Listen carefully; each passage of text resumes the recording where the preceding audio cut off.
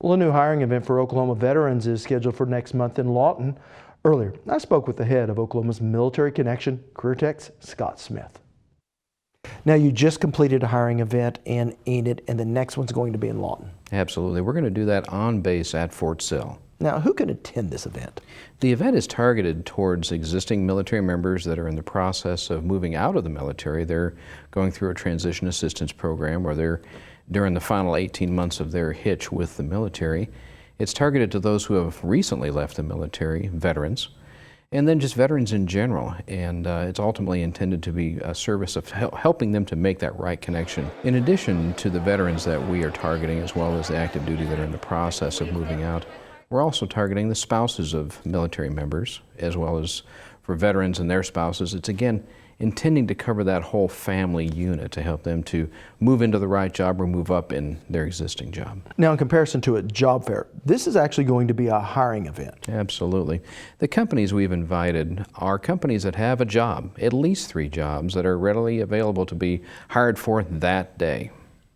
The companies have gone through a process of telling us what those jobs are. And one of the really important things that we do with this hiring event is that before the event occurs, we will match the individuals who have pre-registered, the veterans or the service members who are getting ready to leave, with companies who have jobs that are in the field that they're interested in. And that sets us apart, because when that veteran or that military member walks through the door, we'll hand them a sheet saying, okay, here's what you've said you're interested in. Here are the companies here today that have jobs that are in that field that you can go see right now. So it really takes a lot of the burden off of the service member or the veteran. They've already been targeted to go and see the companies that are interested in talking to them.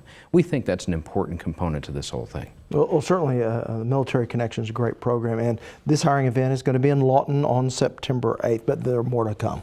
Absolutely. We're doing these around the state. Of course, you mentioned earlier the Enid event. We've done this in Durant.